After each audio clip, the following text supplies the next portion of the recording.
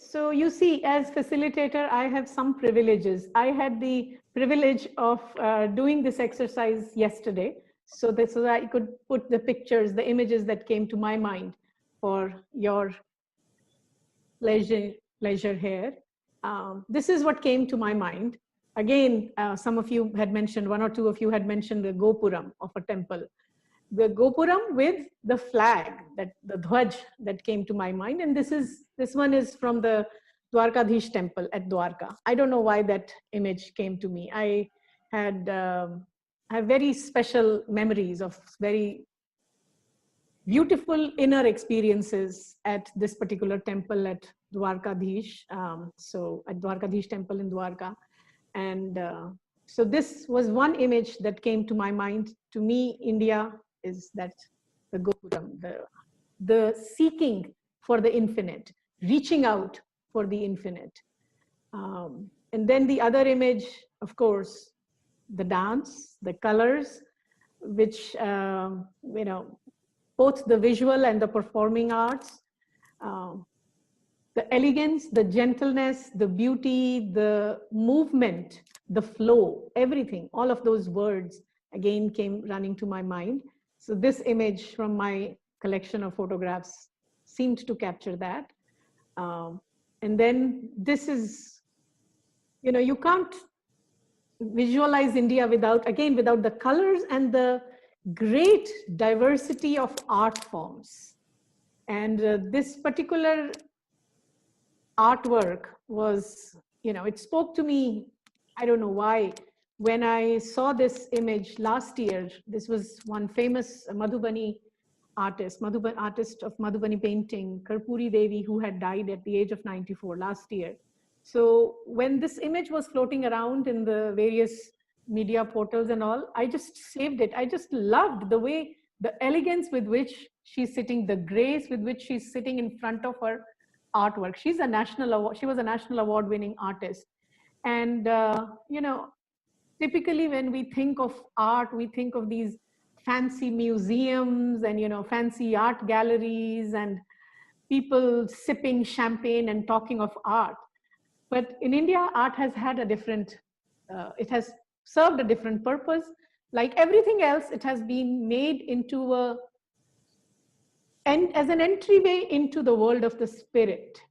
And to me, the way she's sitting in front of her artwork, this elaborate Mithila art that she has done, this mural that she's done on this wall, to me that said something that, you know, yes, she's one with her art. She's entering some other world through her art. So this was another image that came to my mind. And of course, Himalayas, the visuals. If you are not familiar with this, the work of this wonderful Russian artist, Nicholas Roerich, he was deeply influenced by Buddhism, and he spent many years in Himalayas, and all he did was the paintings of Himalayas, capturing them at various, you know, at various times of the day, the way light changed. So this painting, this idea of Himalayas, you know, so this was another image that came to my mind. So then I started thinking what India is. So, you know, Jawaharlal Nehru had written a book called Discovery of India, right? And they had made, many of you are very young, so you may not know this, or you may have, during the Doordarshan days when we didn't have any other channels, I belong to that era. So in those days, there was one show that came called, based on this book called Discovery of India, and it was a show made in Hindi, so they called it Bharat Ek Khoj. And even though they literally translated Nehru's title, but in a way, it said something about what India is. It is a khoj, a discovery, but not discovery on the outer level, you know, when we think of Indian history, which king came when, which dynasty ruled, which part when. All those are important, not to say that they are not important. They are important facts, and people who are interested in those facts from an historical perspective must be familiar with that, must be aware of that. But on a deeper level, India represents a khoj, a discovery, a seeking of a very different kind. So this flower,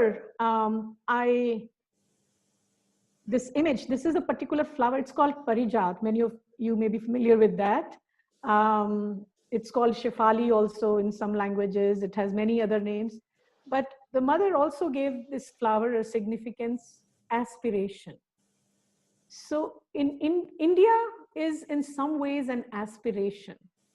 India represents an aspiration for the infinite, an aspiration for the spirit.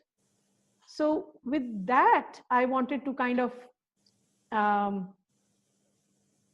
invite you all to this journey of exploring India with this idea of India as a seeking for the infinite, India as the seeking, as an aspiration for the infinite. So I'm just going to close this for a minute so I can see. So Lakshmi Jyoti, can you tell me when I have gone beyond the time? So because I'm not paying attention to the clock here. Are we giving them a break today, or shall we go ahead? It's for the I think if we can just go ahead and finish by maybe 4:45 and see if there are any questions. Okay, that's fine. Then we have about only 25. Yeah. Okay, so it's 4:23 now. Yeah, I can see. Okay, so in the Bhagavad Puran, we have this beautiful verse, three verses, where in the glory of this land called Bharat, where gods also wish to be born. I'm not going to read the whole thing. I'll be sharing all this PowerPoint with you. So that way you will have the exact quote. But this is what we are talking about. It's this land of light and truth that we are trying to discover or trying to explore or trying to seek through our shared exploration here. And this is a land where gods also wished to be born. And when I think of gods, you know, what better picture than of the mother, the spiritual collaborator of Sri Aurobindo, standing in front of what she called as the spiritual map of India. So Karachi biscuits are definitely a part of India in this sense also, because India's soul is indivisible, she said. So this is the map, the spiritual map of India. If you have been to Pondicherry, and those of you who would be visiting again, just don't miss it. This is there in the ashram playground that you must see. This is where she used to stand and take, observe all the activities going on in the ashram playground. So this is the land that we are born into. This is the land of which we have inherited. And when I say land, it's not just the geography, even though the geography of rivers, the mountains, the Himalayas, the colors, everything is part of it, but there is a lot more deeper in beyond that. So the question then comes, why are we doing this exercise? Why is it important to study our ancient past, to study our ancient heritage? Savni is a student of ancient history and archaeology. So, you know, the traditional curriculum, the conventional curriculum has a different way of explaining to us why do we need to know our past. But since we are exploring this, we are on this journey to discover India with Sri Aurobindo and the mother as our guides. So I'm just going to take hints from various works and his integral, deep, high vision, oceanic vision that he has given to us. And from there, draw insights as to why it is important for us to know our past. So it's pretty, well known, and we have all agreed upon all over the world that there was something great about the ancient Indian past. And otherwise, we wouldn't have seen so many invasions. They were not just coming for the spiritual wealth that India had to offer, but they were also coming in for the material wealth and the intellectual wealth, the intellectual riches that India had to offer.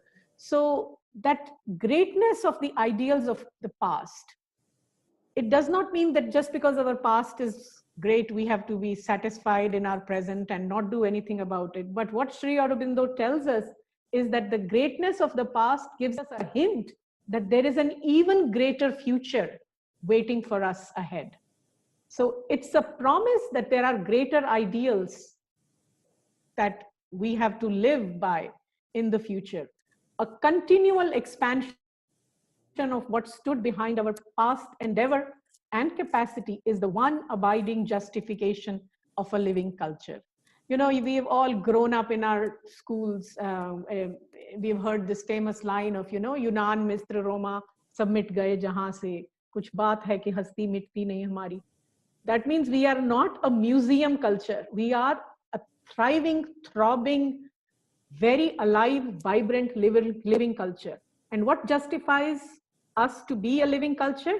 If we are constantly working towards a better future. So the fact that we had great ideals itself is a sign that we have a great future ahead. It's up to us whether we can actually live those ideals, which is what the mother had prayed, what we had seen in the invocation that she had given to us on 15th August 1947, a prayer, an aspiration that we all should live by the ideals, the greater ideals that India represents, that India gives us. So the pictures kind of, you know, I should have actually put the Mahabalipuram picture, but I don't know why I love this picture of the temple in Hoysala, the Hoysala temple at Beloo. And the future, Matri Mandir. Those of you who have been to Matri Mandir know it's the new conscious. It represents the new consciousness, the new future. We'll go into details throughout our course. So right now I want to just go a little fast and set up the stage, set up the context a little bit.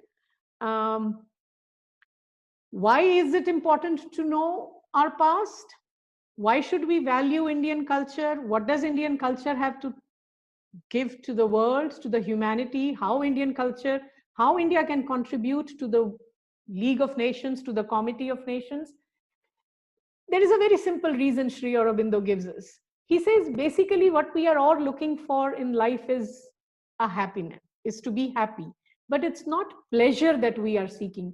It's this abiding, true happiness, something that sustains, which in Indian thought we refer to as ananda, the joy, the ananda, the bliss. You know, we say in Indian thought, this manifestation, not, I'm not using the word creation because somehow that brings in the dichotomy between creator and creation, which is not the Indian way of looking at things. But this manifestation that came out of the supreme, it was a result of ananda. This is an anandmayi. This whole manifestation is anandmayi. And what we are seeking through our little plays in this manifestation is also that anand, that true happiness. So that, Sri Aurobindo says, should be the right terrestrial aim, right earthly aim of man. Whenever he uses the word man, he is not referring to the gendered man, but man as the mental being, the manu, the purusha, the human being, the human individual.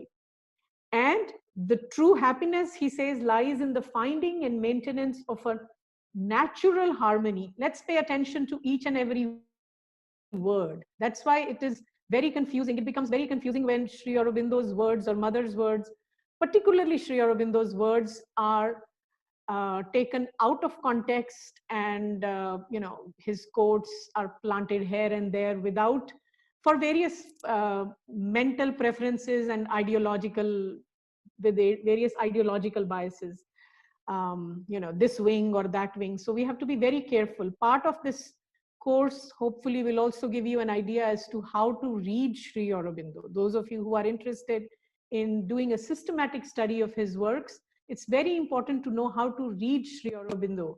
And at some point, I can also share, maybe through our Google group, a beautiful passage by the mother as to how one should approach any work of Sri Aurobindo.